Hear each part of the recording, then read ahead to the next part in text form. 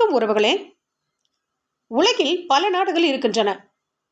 ஒவ்வொரு நாட்டிலும் பல்வேறு மொழி, கலாச்சாரம், பழக்க வழக்கங்கள், பாரம்பரியங்கள் பின்பற்றப்பட்டு வருகின்றன. வேற்றுமையில் ஒற்றுமை என்பதை தாரக மந்திரமாக கொண்ட இந்தியாவிலும் பலதரப்பட்ட மக்கள் வாழ்கின்றார்கள். கலாச்சார பன்முகத்தன்மை நிறைந்த உலகில் நாடுகளிடையே கலாச்சார ஒற்றுமையை வலியுறுத்தும் வகையில் ஒவ்வொரு ஆண்டும் செப்டம்பர் மாதம் 14ஆம் தேதியை சர்வதேச கலாச்சார ஒற்றுமை தினமாக கொண்டாடப்பட்டு வருகிறது. அவ்வகையில் இன்றைய தினத்தில் நாம் காணவிருப்பது சென்னையில் அமைந்திருக்கக்கூடிய தென்னிந்திய கலாச்சாரத்தை பறைசாற்றும் தக்ஷிண சித்ரா குறித்துதான். வாரத்தில் செவ்வாய்க்கிழமை விடுமுறை நாளாகும். மற்ற நாட்களில் காலை 10 மணி முதல் மாலை 6 மணி வரை திறந்திருக்கும். உள்ளே உணவகமும் உள்ளது. சென்னை கிழக்கு கடற்கரை சாலையில் 25 கிலோமீட்டர் தூரத்தில் முட்டுக்காட்டில் எம்ஜிஎம்முக்கு அருகே அமைந்துள்ளது தக்ஷிண சித்ரா. நமது முன்னோர்களின் பிரம்மாண்டமான வாழ்க்கை முறையையும் அவர்கள் வாழ்ந்த இல்லங்களையும் கண்ணார கண்டு வர தென்னகம் முழுவதும் பயணப்பட்டாலும் கூட காண முடியாத விஷயங்களை இங்க ஒரே இடத்துல பார்க்கலாம். அமெரிக்காவை சேர்ந்த தியாகராஜன் தமிழகத்திற்கு வந்ததும் தென்னகம் முழுவதையும் சுற்றி பார்த்தார். அப்போ இங்குள்ள நமது மக்களின் வாழ்க்கை முறை, கலாச்சாரம், கலை, பண்பாடு ஆகியவை அவருக்கு மிகவும் பிடித்து போனது.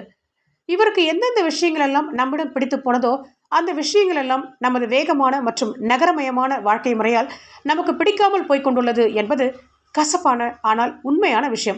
இதை உணர்ந்த தியாகராஜன் எப்படியெல்லாம் நமது முன்னோர்கள் வாழ்ந்தார்கள் என்பதை கிராமத்தின் வாசனையே அறியாத நகர்ப்புற குழந்தைகளுக்கும் வரும் தலைமுறையினருக்கும் சொல்ல வேண்டும் என்று விரும்பினார். அவரது விருப்பமே தக்ஷிண சித்ராவாக வடிவெடுத்துள்ளது.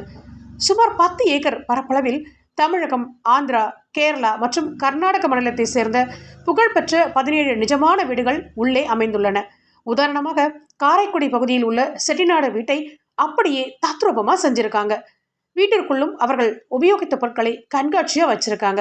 நெசவாளர் வீடுனா ஒரு நெசவாளர் உட்கார்ந்து நெய்து கொண்டிருக்கிறார். குயவர் வீடுனா மண்பாண்ட பொருட்களை அவர் செய்து கொண்டிருக்கிறார். இதே போன்று இதர மாநிலத்தின் வீடுகளும் அம்மாநில கலாச்சாரத்தை பிரதிபலித்துக் கொண்டு உள்ளது. ஐயனார் சிலையும் கிராமத்து குதிரை சிலைகளும் சிற்பங்களும் தங்களது பெருமையை பறைசாற்றியபடி நிற்கின்றன. தக்ஷிண சித்ராவில் உள்ள குயவர்கள் உருவாக்கிய 10 மண் குதிரைகள் சிங்கப்பூருக்கு சென்றுள்ளது என்பது இங்குள்ள குயவர்களின் திறமைக்கு பாராட்டு பெற்றுத்தரும் ஒரு விஷயமாகும். மேலும் இங்கு தப்பாட்டம், கரகாட்டம், ஒயிலாட்டம் உள்ளிட்ட பாரம்பரிய நடனங்கள் அந்தந்த நடன கலைஞர்களை கொண்டு நடத்தப்படுகின்றன.